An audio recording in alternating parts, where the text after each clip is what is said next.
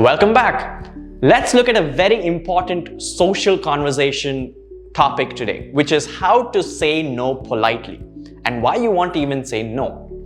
Hi, I'm Ajeeth. I'm from Capshine. Capshine is a revolutionary learner together English fluency program.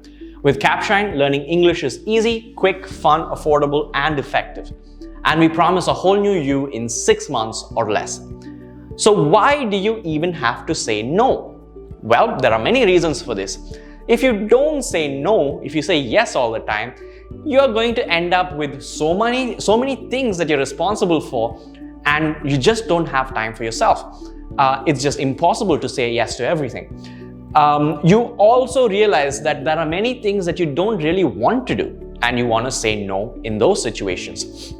And of course, you'd rather be doing something else. Even if you want to do that, there might be priorities that you should be taking care of instead. Maybe rather than staying back at work and doing something, you'd like to go back home, spend time with family, and then get that done. So how do you say no, but be polite while doing that?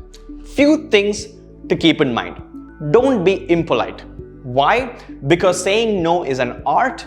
It is not just about using some fixed expressions. It's about understanding the context, who you're talking to, and how you can leave that exchange feeling better, both yourself and the other person. You don't want to outright reject someone and make them feel bad. It doesn't have to be aggressive or dramatic. It can be done politely by setting boundaries and expectations, right? So saying no is an art. Let's see what we can do and how we can get started saying no in a polite and politically correct way. The first thing to remember, be kind. And this is one way of saying no.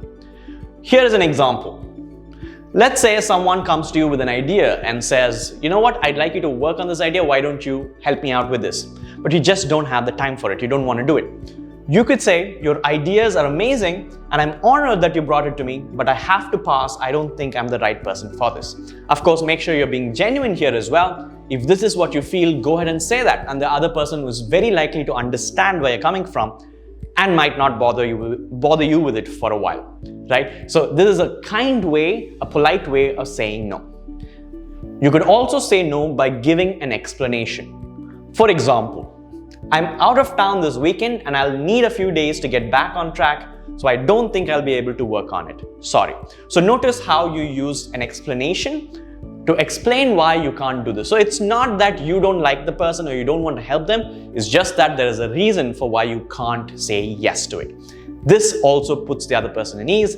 It doesn't make them feel like you've rejected them. Before we go into other ways of saying no politely, let me introduce you to the 30-day free trial with Capshine. With this, you get to speak and learn and practice as a group. You get a personalized coach who gives you feedback and recommendation, live lessons, and daily micro challenges and lessons that help you build your core skills and fluency. This can help you become a very powerful communicator and help you be very fluent in English. Do check it out. Let's continue, shall we? So another way to be polite is to be to the point. Sometimes that's the best route to go. For example, I'm sorry, my plate is quite full already, right? So someone comes to you and says, hey, I'd like you to take care of this. Why don't you help me out with this? You could, if you're already packed with a lot of things, you could just say, my plate is quite full already.